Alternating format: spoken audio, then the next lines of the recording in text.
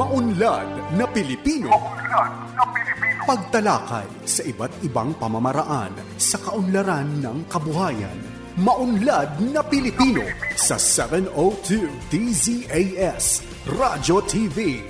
Agapay ng Sambayanan. Ako po si Ginoong Jose Obligasyon ng Joros Farm. Matatagpuan po sa Purok number 5, Ligao City, Albay. Makinig po kayo sa Maunlad na Pilipino radio program ng Department of Agriculture dito lamang sa 702 DZAS. Suportahan po natin ang magsasakang Pilipino at mangingisda. Ella Arshaga. Para sa Maunlad na Pilipino sa 702 DZAS FEBC Radyo TV.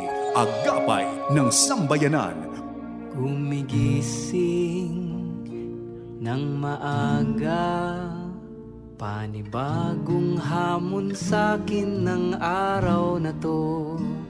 Magsusumikap at nangangarap para lamang sa inyo. At muli pa'y magandang umaga sa ating lahat mga ka-agri. Ito po ulit ang Maunlad na Pilipino, programang pang-radyo kung saan hatid po namin sa inyo ang kaalaman, balita at talakayan na iikot sa sektor ng agrikultura. Handa na po ba kayo? Siyempre po, bago po tayo tuluyan mag-upisa, inaanyayahan po muna namin ang lahat sa isang panalangin. Diyos naming mapagmahal, sa gitna ng aming mga pag-aalinlangan at mga plano, ipaalala po ninyo sa amin ang inyong layunin, ang tunay na tiyak. Turuan mo po kami magtiwala sa inyong panahon at landas, bigyan mo kami ng lakas ng loob na sundin ang iyong kalooban, at kapayapaan sa puso habang hinihintay naming mahayag ang iyong plano sa aming buhay. And Lord, as always po, itinataas rin namin ang simula, kabuuan hanggang lapag ng programang ito. Ito po ang aming samot dalangin sa matamis sa pangalan ng inyong anak. Amen. At para sa salita ng karunungan, para sa disiplina, ang ginhawa bukas ay bunga ng pagpipigil ngayon. Magandang araw po sa ating lahat. Pakilala lamang po ako sandali. Ako po si Ella Arshaga. At ngayon po ay araw ng Sabado, ika-14.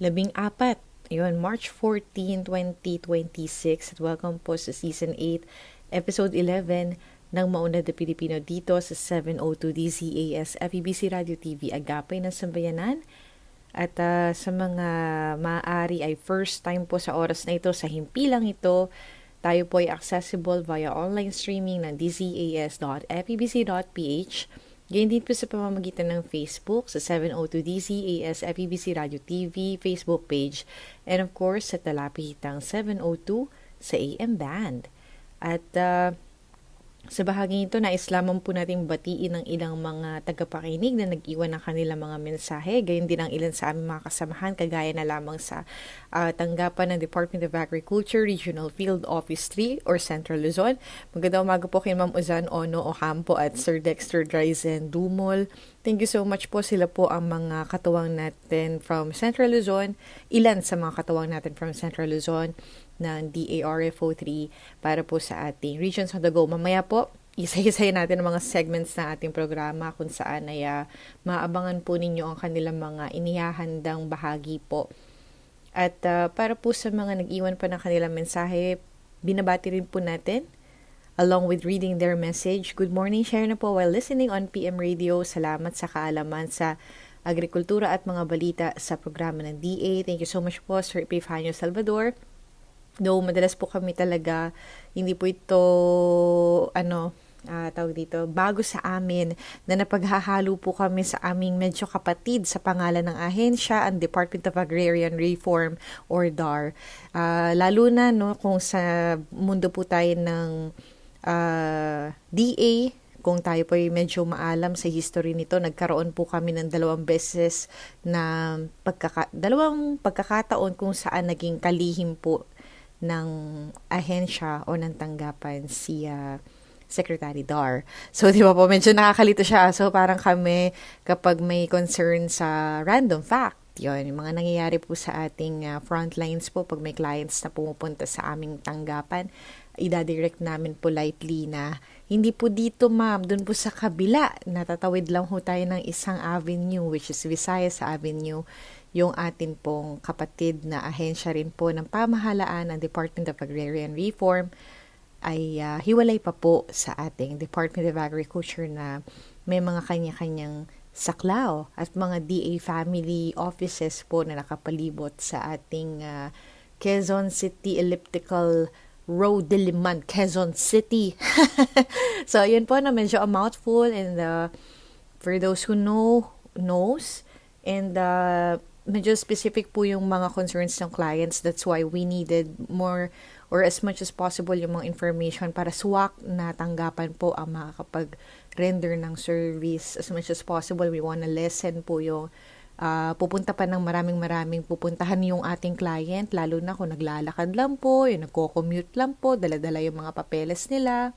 Yun, malay natin, dun lamang po sa karatig natin o malapit sa ating regional field office ay dun lamang ay ma-assist na tayo. Hindi na po natin kailangang bumiyahe pa sa pagkalayo sa central office. And with that, konting story time lang naman po yun. And that was just a portion po no sa mga iba pa. And what if the scenario is naihatid na ho sa tamang ahensya? That's another story, that's another account po. So medyo kailangan paglalapit po tayo sa ating along with our concern, medyo specific po tayo sa gusto nating tulong na ma-receive din or yun nga para baka may bonus, meron tayong pagpunta natin doon, may nalaman tayong programa. Yun naman ang kagandahan na nag-walk-in po tayo, no? Baka na hindi tayo aware dun sa mga available information na dun yun lang malalaman kapag nag-walk-in. And at the same time, marami din pong information about the Department of Agriculture programs na pwede po nating ma-avail at makita po muna natin yung information and along with the details on how to avail para medyo menos po tayo sa oras ng commute. Lalo na nga po ngayon, di ba po ay, lalo po for DA, it's being studied yung atin pong 4-day work week at along with all the government agencies po para makatulong tayo sa pagtitipid sa pagkonsumo po ng enerhiya. So, di ba po, one of the principles we're applying here is dun po tayo sa pinaka-ma-optimize natin siya in such a way na onti lang po or much less yung ating i-consume na energy. So, may time po tayo to do researches. We have time to browse doon sa mga entertainment stuff. We also have time to browse and diba po, parang let's save time and energy and effort para po makatulong din tayo. In our own little way, akala natin maliit na mga bagay po ito na ating kontribusyon, pero sa dami po ng makakapag-apply ng mga basic principles na ito sa pagtitipid ay marami po tayong makakapag parang ripple effect kung tawagin.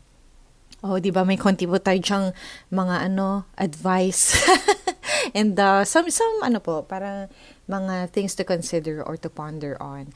Thank you so much po once again to your greeting and we move on po sa ating next po na comment para po sa ating program. Yan nga po si Ma'am Irene. Ma'am Irene, magandang umaga po sa iyo. Thank you po for always greeting us this past few episodes. Napapansin ko po at natandaan ko ho dahil kinorek po ako ni Ma'am Irene dahil sa kanyang Facebook name kung saan ito po ay baliktad. So, yung una ko pong basa ay yung baliktad na version. So, hindi ko po yun agad na-realize until she corrected me also via comment section ng ating program. So, talagang natandaan ko na siya po si Ma'am Irene Salonga. Thank you so much po, Ma'am. Magandang umaga po sa inyo. Ganyan din po, ito po mga natatandaan po natin tungkol sa ating mga listeners and we're so happy po na na malaman ito about you guys kasi we are parang kumbaga nalalaman namin na totoong tao po yung ating mga nakakasalamuha. Hindi lamang po ito mga AI or mga chatbots, yung mga tinatawag na ganun po, na talagang mga totoong tao po na nakikinig sa atin and nakikipag-interact sa atin. That's why we have so much fun interacting with you also dito po sa ating meet and greet. Dito po sa ating greeting portion na ating program. So, yun nga po, account po ng kanyang anak ang kanyang gamit, pero ang talagang nag-interact po sa atin ay si Ma'am Marilu Barbosa de Osera. Magandang umaga po. At sa account ng kanyang anak, pati na rin po natin si Sir Richard Ram de Osera at ang kanyang mensahe. Actually, gusto niyang batiin si Kajan Enriquez na, hello Kajan, na nakita po natin recently sa tanggapan. Mayroon po siyang mga inaasikaso or may mga dinalaw din pong mga kaibigan. Mapagpalang Sabado po sa lahat. I know you're listening. Sabi po ni Ma'am Marilu kay Sir John Enriquez and kay Kajan. Yun, at nais niya po na magpalakas daw po kayo palagi, Kajan. So, ayun po, mula po yan kay Ma'am Marilu Barbosa de Osera. Good AM listening over General Trias. Shout out to my family in San Pedro. God bless po. Mula po yan kay Ma'am Remedios Michelle San Pedro. At magandang umaga rin po sa inyo. Thank you so much po sa inyong greetings and along with your family, happy listening to Maunlad na Pilipino. Of course, we also have a message from Sir Nestor Ballesteros. Blessed Saturday, Ma'am Ella Arsiaga. You're always forever blessed in Christ. Po, ingat palagi po. Pinagpala ang program Maunlad na Pilipino. Ayun nga po, no. Thank you so much po sa inyong mga mensahe. Meron pa po mula kay Ma'am Edith Belen. Ayan, ang isa po nating masusugid na tagapakinig. Kahit hindi po siya nakakapag-comment, lagi niya na-express na lagi siyang nakikinig. Thank you so much po, Ma'am Edith. Good morning, Ma'am Ella. God bless MNP. Shout out sa ating lahat na listener at mga farmers and fishermen. Thank you so much po for always bringing them over sa ating conversation. Magandang umaga po, Ma'am Mel Supat. Blessed morning po, mga ka-MNP, sabi niya. Good morning din po, Ma'am. Magandang umaga din po kay Ma'am Faustina Frankie Habla. Yan. Good morning, kaagapay. At magandang umaga din po kay na Josephine Reyes Uson, Cory Kalingasan. Hi po, MNP, mula po kay Federico Termulo Jr. Magandang umaga po sa inyong lahat. Lorna Rogador Rint, Leonida Rubio, magandang umaga po. At bumabati siya ng maligayang kaarawan kay Shida Marie Luna. Belated happy birthday po noong March 12. Yan. At God bless always. Magandang umaga din po kay Ma'am Nora Cancela. Ganyan din po kay na Ma'am Perlita Hinahon Takneng Novelo. Ayun, meron po tayong mga pagbati. Mula pa po kay na yun, Blessed Saturday po, Ma'am Ella Arsiaga, at sa lahat ng MNP listeners. Mula pa rin po kay Ma'am Leonida Rubio. Mula po kay Ma'am Dulce Alicante. Magandang araw po, Miss Ella, mga ka-agri at sa lahat ng staff ng MNP. Ingat po. Ayun, we do hope wala kami na miss out sa ating mga listeners. Always po kaming happy to read them one by one. Ito po mga comments po ninyo sa ating araw na ito. And right after, yun, kahit sa pakikinig lamang po ay na nakakasama namin kayo, no? Kahit di po namin nabasa, we are so grateful to have you over the program. And we're guessing nakasama rin namin kayo in the previous episode. So, welcome back once again. And for this morning, ano po tayo ng information, makasaga po tayo ng impormasyon tungkol sa kauna-unahang National Agri-Fishery Research for Development Summit. Alamin po ang ahensya ng DA sa likod nito at ang ating po mga officials mismo ang magbibigay ng kanilang account tungkol po sa naganap na ito na gawain last week. So, thank you so much po to the Bureau of Agricultural Research. Hi po kay Ma'am Eloy, sa lahat po mga kasama natin sa ating ACD. Thank you so much po for being our partner in the committee that we were assigned during the conduct of this event. Thank you so much po. And with that also, we thank you along with sina Ma'am Ruby po, Lumungsod. Magandang umaga po sa inyo, Ma'am Ruby. Ma'am Cheryl Suarez, ang aming pong Agriculture and Fisheries Information Division Chief. mga kasamaan po natin sa official publication ng DA Central Office, and kung tinatawag po natin ay ang AgriTrends or AgriTrends.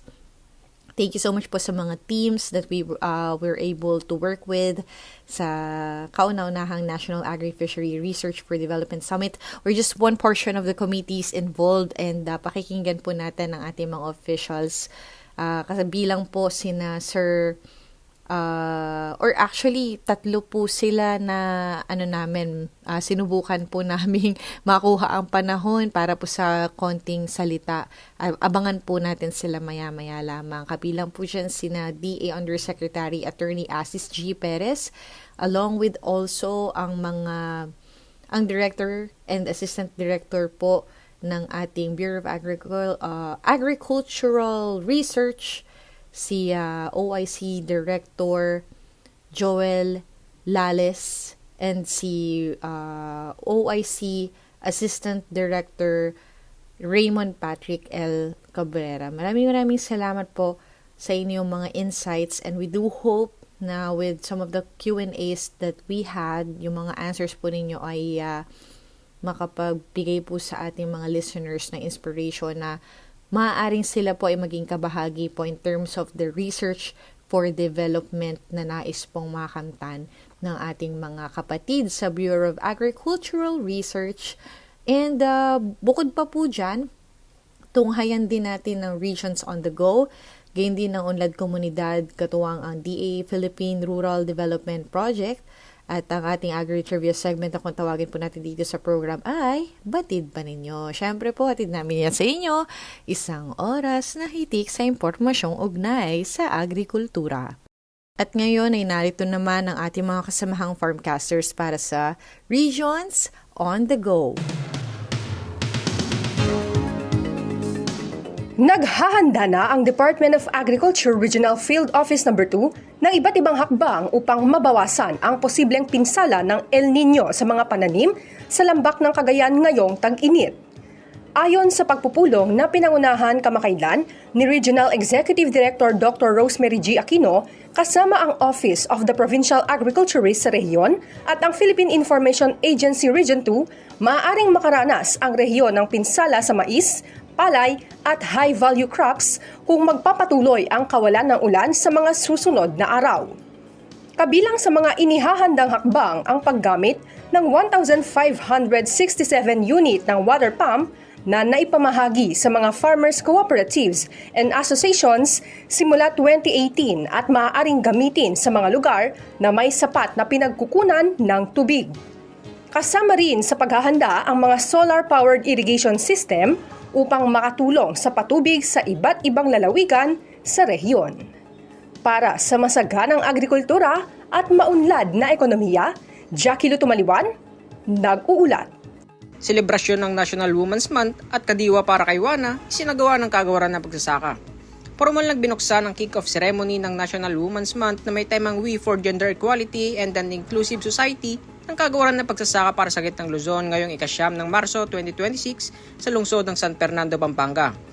Layunin ng nasabing aktibidad na kilalanin at pagdiwang ang mahalagang papel ng mga kababaihan sa lipunan pati na rin ang kanilang malaking ambag sa iba't ibang sektor, kabilang ang agrikultura. Bilang bahagi ng programa, namahagi ang DARFO3 ng mga freebies tulad ng vegetable seed at produktong pagrikultura para sa kababayang empleyado ng ahensya. Kasabay ng pagdiriwang ay ang pagbubukas ng Kadiwa para kay Wana na sinimulan sa pamamagitan ng isang ribbon cutting ceremony para sa Kadiwa Pop-Up Store na ginanap sa DARFO3 Covered Court. Sa pamamagitan ng Kadiwa Market, nagkakaroon ng pagkakataon ng mga consumer na makabili ng sariwa, ligtas at dekalidad ng mga produktong agrikultura tulad ng gulay, prutas at iba pang lokal na produkto sa mas abot kayang halaga, habang direktang natutulungan ang mga lokal na magsasaka at mga producer. Ang sabing proyekto ay bahagi ng patuloy na pagsisikap ng Kagawaran ng Pagsasaka na suportahan ang kabuhayan ng mga magsasaka at palakasin ang ugnayan ng mga producer at consumer, kasabay ng pagdiriwang ng mahalagang papel ng kababaihan sa sektor ng agrikultura at sa paghubog ng mas matatag na komunidad. Dexter Dumol para sa Agribalita, Central Luzon. Magandang araw. Ako po si Janina Brosas, nag-uulat mula sa DARFO 8. Isang kasaysayan na naman ang naitala sa naganap na 2025 Rice Derby sa Hinunangan, Southern Leyte. Ito ay naihayag sa nagtapos na exit conference kamakailan kung saan aabot sa mahigit 8.38 metric tons bawat ektarya ang pinakamataas na ani. Inihayag din ang naging resulta ng iba pang kategorya tulad ng biofertilizers na may pinakamataas na ani na aabot sa 6.72 metric tons per hectare, soil ameliorant na aabot sa 7.8 metric tons per hectare, inorganic fertilizers na may 6.51 metric tons bawat ektarya, at rice segment technology. Sa kabuuan, ito ay nagpapakita ng positibong hakbang patungo sa food security. Muli, ako po si Janina Brosas, nag-uulat mula sa DA Eastern Visayas. Isang malaking hakbang tungo sa masaganang agrikultura ang nasaksihan sa bayan ng Maco, Davao de Oro. Mismo sa Bagsakan Center ng Barangay Elizalde, formal nang ipinagkaloob ng Department of Agriculture Regional Field Office 11 ang 2.5 million pesos na halaga ng Kadiwa Financial Grant Assistance. Ang naturang assistance ay binubuo ng isang modernized cold storage unit at isang hauling truck na mapapakinabangan ng 12 asosasyon ng mga magsasaka mula sa Masaraline Barangays ng Maco. Ayon kay Regional Executive Director Macario Gonzaga, ang mga pasilidad na ito ang magsisilbing game changer para sa ating mga lokal na magsasaka ng kakao, kape, mais at mga gulay. Sa pamamagitan ng truck, hindi na sila mahihirapan sa transportasyon at dahil sa cold storage, mas mapapahaba ang shelf life ng kanilang mga produkto, dahilan upang maiwasan ang pagkalugi at masiguro ang mataas na presyo sa merkado. Ngunit hindi lang yan ang magandang balita. Kasabay ng turnover ceremony, inilunsad din ang programang Benting Bigas Meron Na o ang 20 pesos na kilo ng bigas.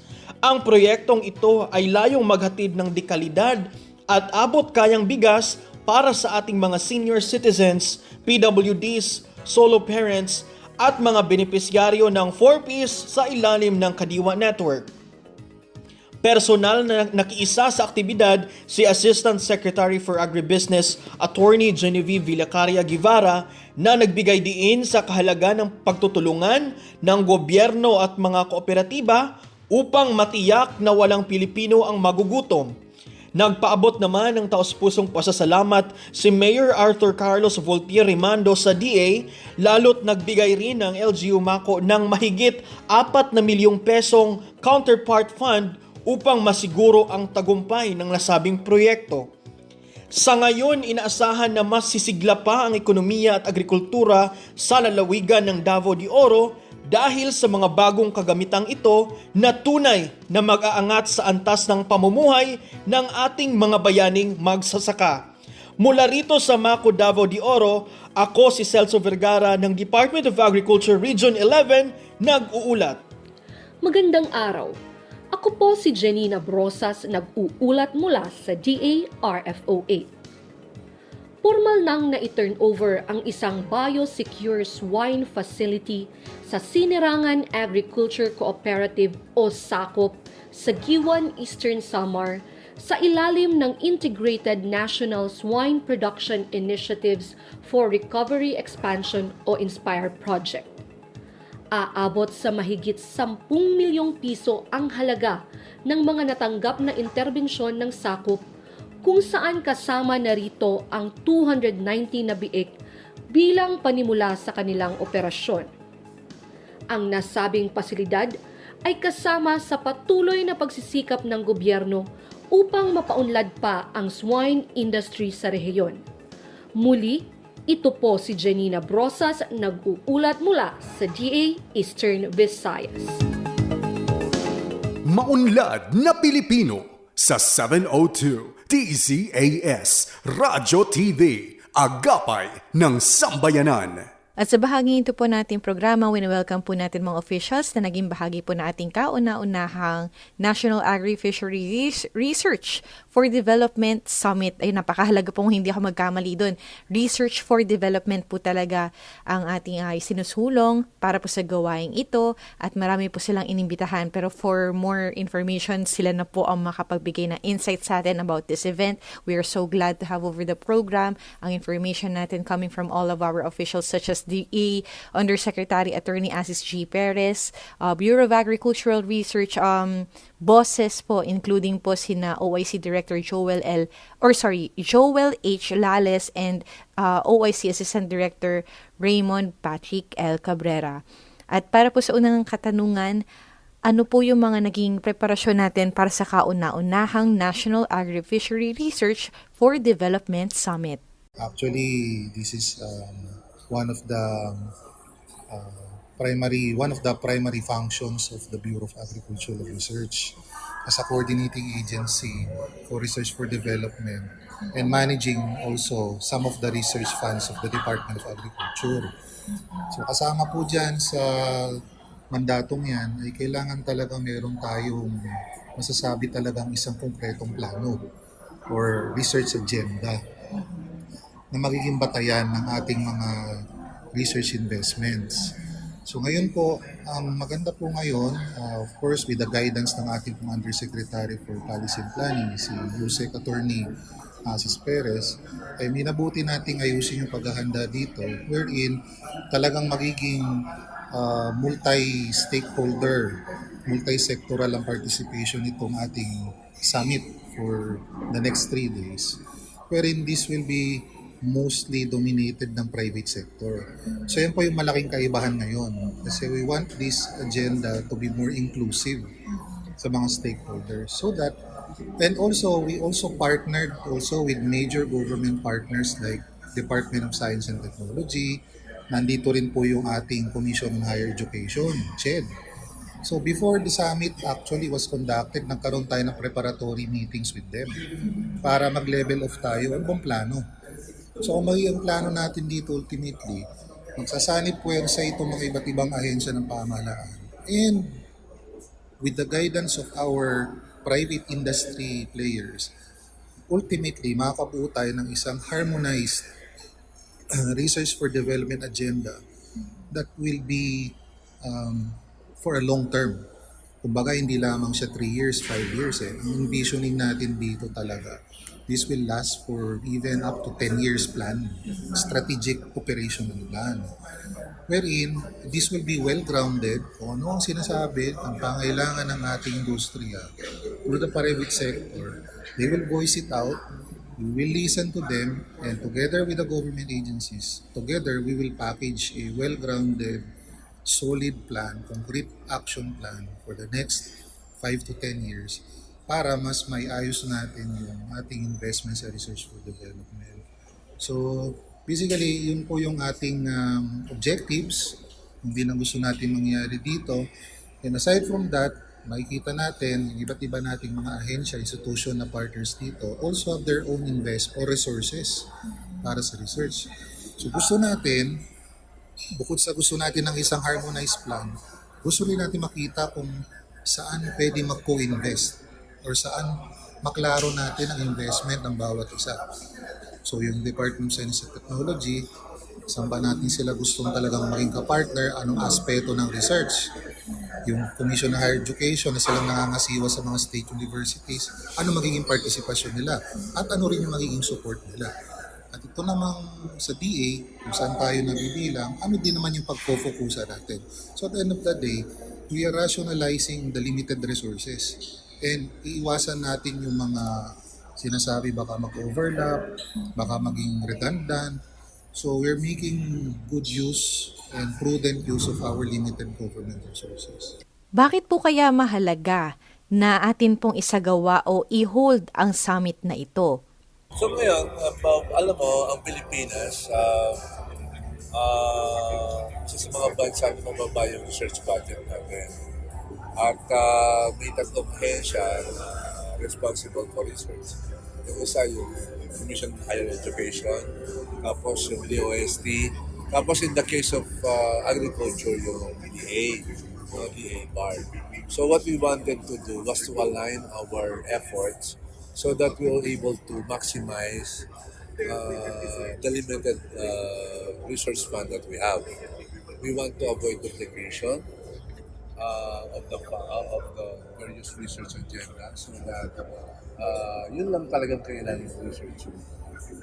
What we are doing also is we want the private sector to develop with us the research agenda. Ano ba dapat ang research? Ano bang kailangan ng industry na dapat pagtuunan ng pansin pagdating sa research? Kaya nandito yung private sector. So, we bring together government agencies, the research community, and even the private sector to put together the research agenda. Hopefully, we will be able to come up with an agreement as to ways forward, ano ang i-research, at sino dapat ang gagawa, sino magpopondo, how do we do funding. Kasi posible pa rin na ang research program ay ipondo ng gobyerno at ng private. So this is the objective, to generate enough interest in research, at the same time to increase the funding and make sure that whatever funding is available, we'll be able to use it efficiently and synergistically. Ano pong ina-address natin sa pagsasagawa nito? Well, ang unang rason while we're doing this is because of the urgency to maximize the use of limited resources. Sabi ko nga, pag kundi ang pera mo, kailangan smart tayo paano ito gagamitin.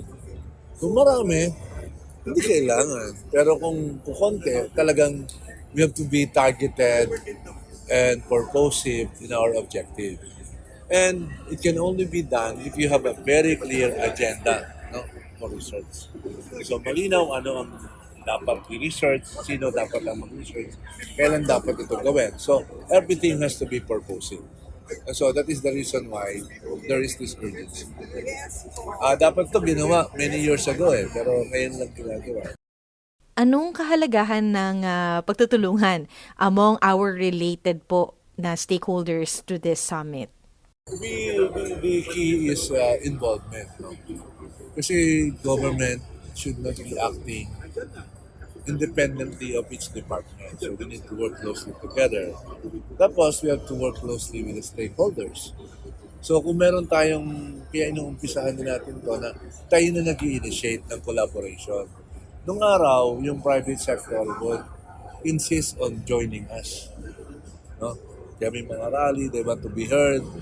Ngayon, hindi natin ginagawa yun. Tayo na mag-welcome. We need your help. We need your support. We need your ideas.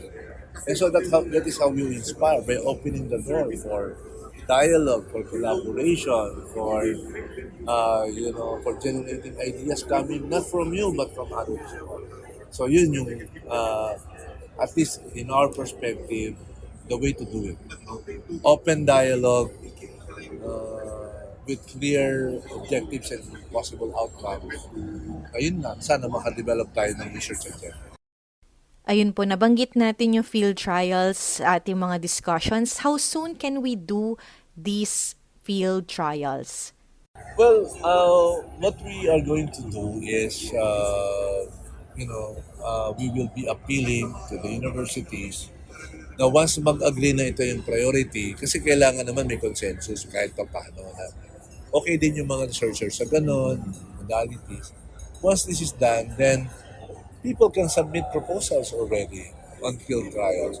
And we can generate what particular commodities will be tried.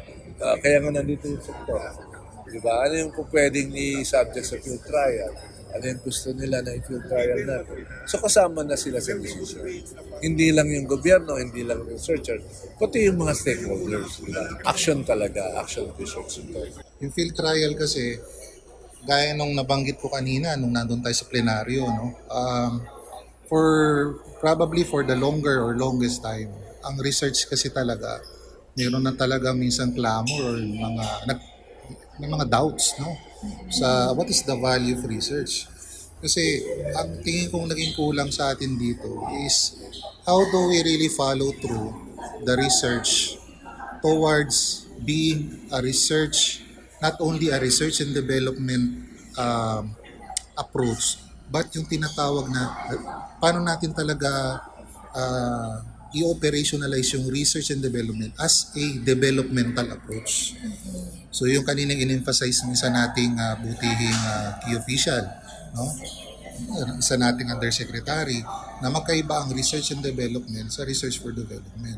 Ang major trust na natin ngayon is research for development. Kasi po, alam naman po natin, matagal na nagpopondo ng research ang iba't ibang ahensya ng gobyerno, maybe for the last how many decades already. Puro ang nangyayari lang, napopondohan, napoconduct ng research, pero yung output nila, minsan nagiging publication lang. Yes. Nasa library lang. Nagtataka tayo, bakit yung mga farmers, yung ating sector, still naghihirap. They are still low productivity, low yield. Ang dami pa rin matayong peste. So, nasaan yung mga dinami-daming research? Nasaan ang output? Kaya yung sinasabing research for development, yan yung let's bring the output from the laboratory to the field. And that is one way of doing that is mapping out existing resources or technologies. Then i-deploy na natin siya sa field testing, field verification, upscale. So that later, yung magiging magandang output niyan will lead towards better adoption and i-enhance natin yung tech transfer. Kasi we are talking about doing the research with farmers. Yes. So we're talking about upscaling it so that we maximize the utility and later kung ano yung magandang resulta, mas ma-enhance natin or mapa-fast track natin yung kanyang commercialization or extension delivery. Bakit po mahalaga na katuwang din po natin yung mga kabataan sa isang gawain po na ito na kumbaga marami pong ang may say? Well, mapansin mo in my presentation kanina, I emphasized the need to involve the students in research. Alam nyo, dati, nung nasa private sector pa ako, pag may gumagraduate, hindi pa sila masyadong tried and tested. When I was doing my veterinary medical course in Araneta, I'm a veterinarian, pag sinabing forage and pasture, marunong kami magsakate. Talagang talagang matindi yung field. Bago pa ako mag-graduate, ang dami-dami ko nang nakapon na baboy, ang bilis ko nang magkapon. Ang lakas-lakas ko nang magturok, ang dami-dami ko nang nagagawa before that. So, we believe that by funding research with the university na field trial, yung mga bata ma-expose sa field. So, in real world, hindi sila sa lab. Because that will be the part of our request for the universities. Na pwede ba na when you do this research, you tag along your students, your agronomy students, your agriculture students, your fishery students alongside with you.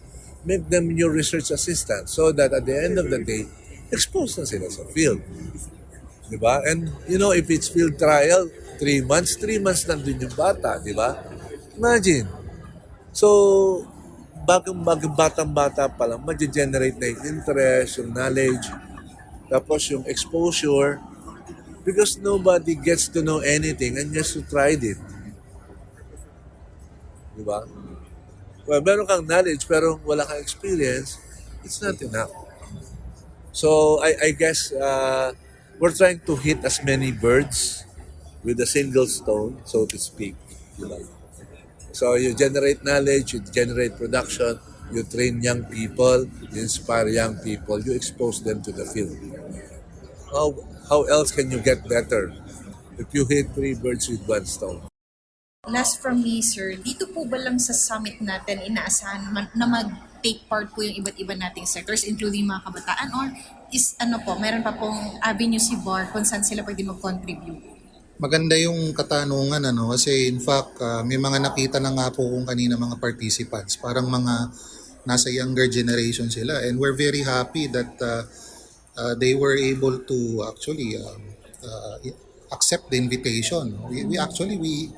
We disseminated the invitations far and wide para yung multi-stakeholder talaga Kasi alam naman natin ang younger generation, mga kabataan, sila talaga yung future So not only we want them to be engaged more sa agriculture, but on one angle to look at it is tingnan din natin how to entice them, lalo na yung mga younger generation students sa university to really look at the value of doing research and innovation. Kasi yung iba natin mga kabataan sa farm, they're actually bringing in innovation, no? Yung mga digital tools, yung iba they're into e-marketing, online marketing ng agricultural produce. May you say, yung dynamism ng kabataan, nabibitbit na nila. So we want that kind of new, younger blood dynamics na pumasok dito. So the more that we are able to entice our younger mga generation na ma-involve dito and bringing in fresh ideas, it will make our activities more yung talagang mas makaka-capture natin yung wider perspective talaga. So we welcome very much yung ating mga all participants. Makatutulong po kaya ito na madagdagan ang budget po para sa DA Bar? Well, I think this will be an instrument or a policy mechanism or tool that can help us get to that ideal situation ng maybe leading us to a better research for development investment positioning. I'm not saying higher, I'm not saying increased, pero I would prefer to say better. Para sinasabi natin more rationalized na investment. So hopefully, this will help us lobby, and collectively, we are able to come up with good outputs that would probably convince our legislators and policymakers to maybe because of the needs, ay talagang bigyan tayo ng magandang level ng investment. Pero I'm not saying na talagang mataas ka agad. Kasi on one hand, as we're asking for money, what we're also pursuing heavily rin sa Bureau is we have to look at wider scale impact assessments. Kasi ganun yun may tayo ng pera, dapat kakibat din ng plano, meron din tayo mga impact na pinapakita. Ano po yung masasabi nating mensahe para po sa ating stakeholders ng summit?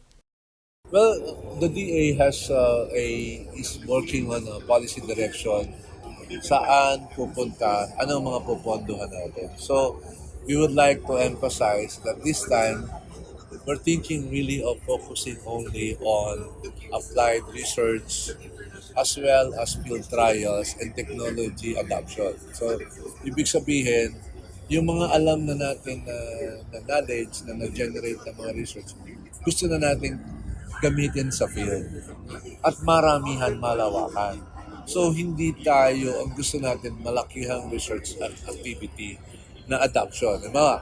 Instead of doing 1 hectare, we don't want to waste time. We want to do 100 hectares at least, 50 hectares by volume. Kasi nakita namin when we computed it, hindi naman ganun kalaki. And we are funding research by 5 million pesos. So kung ganon, na meron ka pang siguradong production, meron kang siguradong income, may siguradong pang kita yung farmer, I think that's the way forward with research. At least for the side of DA. Yung sinasabi nga natin applied at saka field trial and then of course technology adoption. This is an effort for us to influence thinking and behavior. Not by one person but by collective wisdom and ideas. Kaya nga hindi natin sinasabi na ito na Ito yung idea namin to consult. Di ba? Ito yung view namin, okay ba to?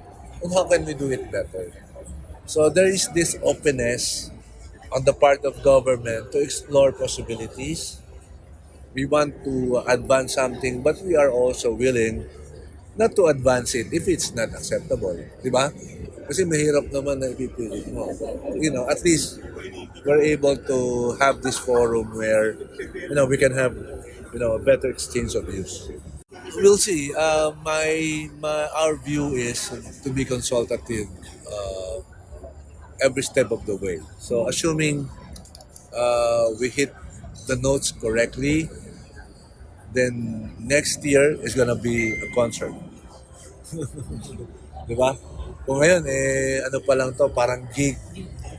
Pwede siguro next time, kung if we are able to hit it correctly, then it can be a concert, we can involve more people, We can expand it, we can further explore it. Depende na sa outcome. At ayan nga po, no, naging malaman po yung ating kauna-unahang National Agri-Fishery Research for Development Summit. Maraming salamat po sa ating mga nakapanayam at mga officials po ng Bureau of Agricultural Research at pagbati po sa ating mga kasamahan sa DA Bar.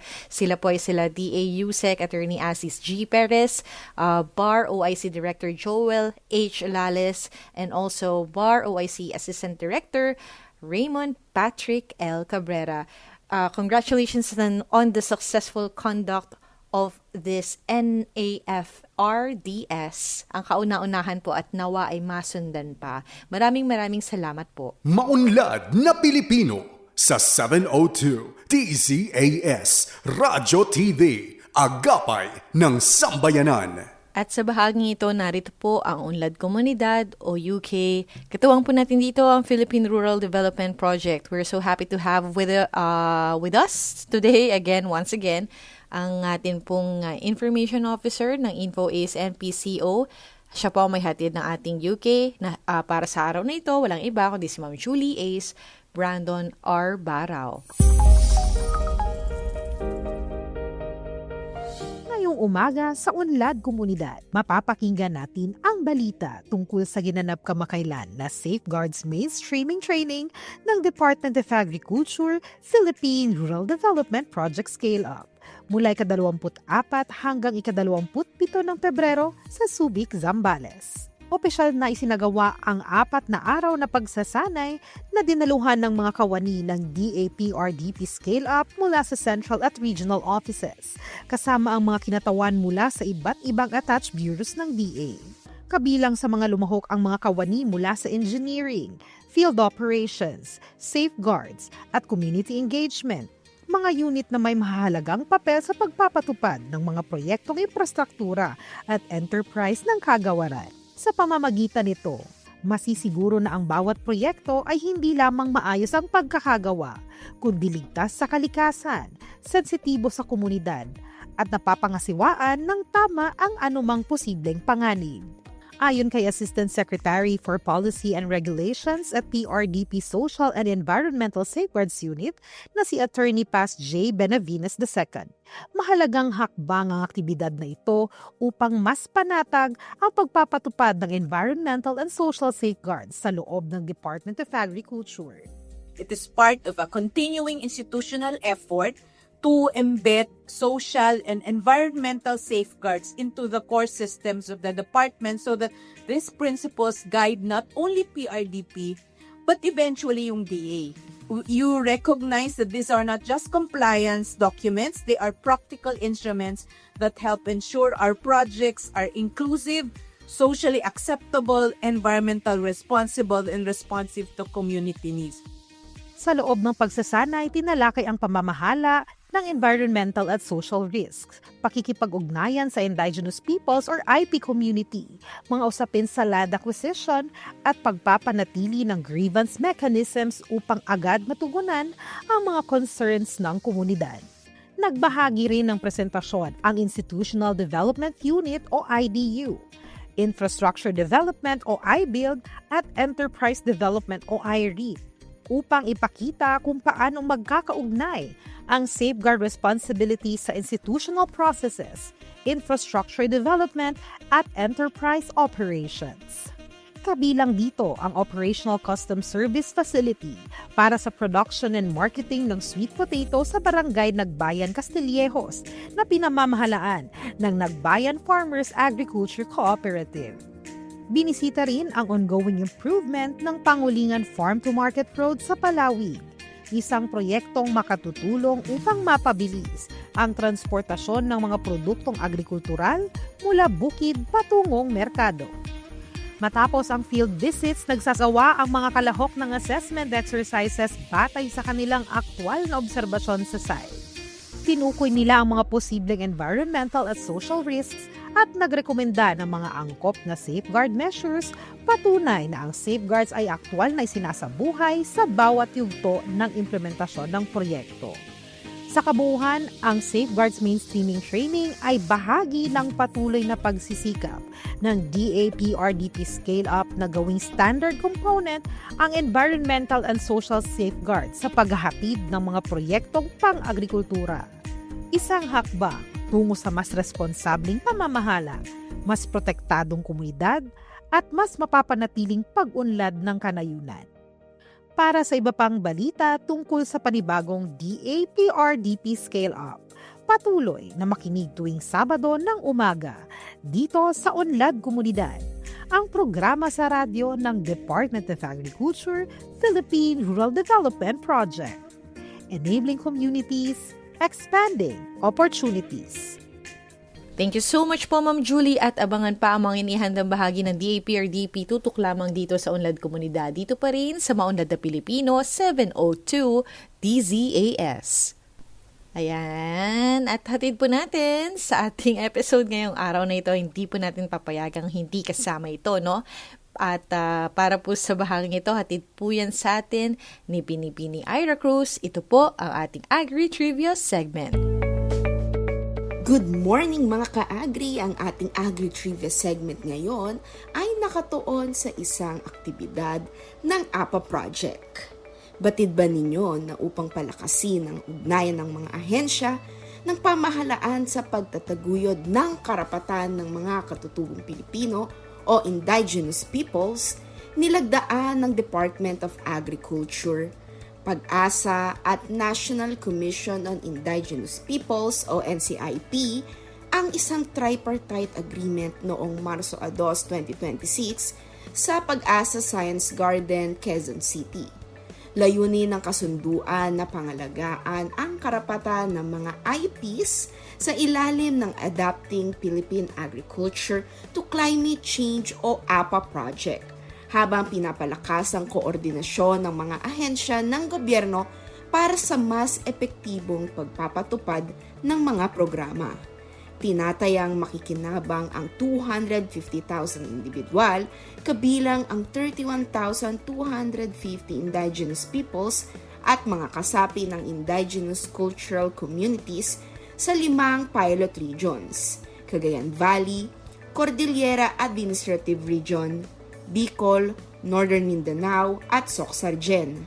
Sa mga benepisyaryo, 50% nito o kalahati ang kababaihan at 25% naman ang kabataan. Binibigyang diin ng NCIP ang mahalagang papel ng mga katutubong pamayanan bilang aktibong katuwang sa pagpapaunlad. Nakaangkla rin ang kasunduan sa strategic directions at 10-point agenda ng NCIP, kabilang ang paggamit ng teknolohiya, pangangalaga sa lupaing ninuno, at pagpapalakas ng mga katutubong pamayatnan. Pinagtibay naman ng Pag-asa ang pangako ng ahensya na tiyaking culturally appropriate at naaayon ng mga climate advisories sa pangangailangan ng mga magsasakang Pilipino. Suportado rin ng Food and Agriculture Organization o FAO ang inisyatibang ito upang tugunan ang aktwal na pangangailangan ng mga komunidad sa bansa. Para sa karagdagang impormasyon ukol sa APA Project, bisitahin ang website ng APA, apa.da.gov.ph. Muli, iyan ang ating Agri-Trivia segment, ang Batid Ba Ninyo? Ito po si Ira Cruz. Thank you so much po, Miss Ira Cruz, para po sa ating Batid Ba Ninyo para sa araw na ito. Muli, maraming salamat po sa oportunidad na kayo po ay aming mapaglingkuran. Ang Maunlad na Pilipino ay programa pang radyo po na hatid sa inyo ng Department of Agriculture, Agriculture and Fisheries Information Division.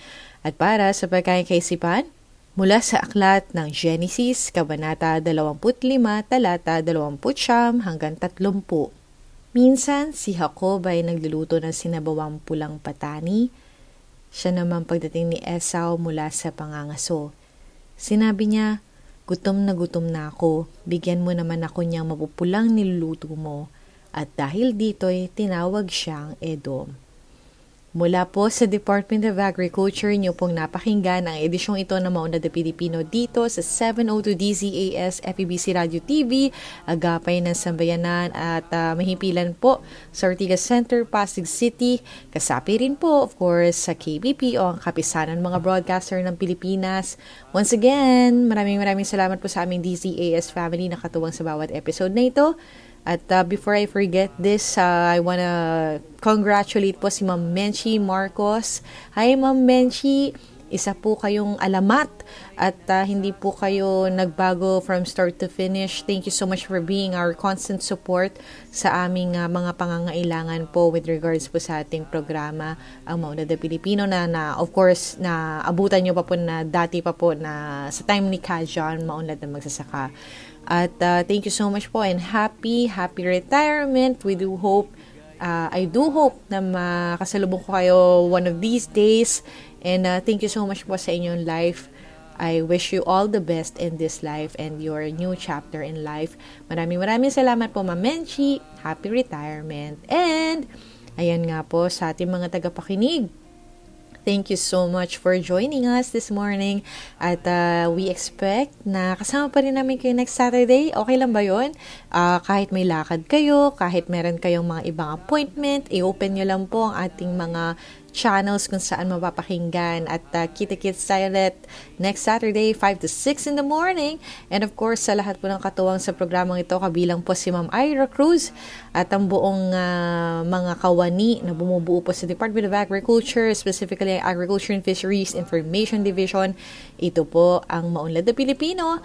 Hanggang sa muli po, magtanim ng pangarap, mag-ani ng tagumpay para sa masaganang bagong Pilipinas. Ako po si Ella Siaga at enjoy the rest of the weekend! Maunlad na Pilipino sa 702 DZAS Radyo TV, Agapay ng Sambayanan.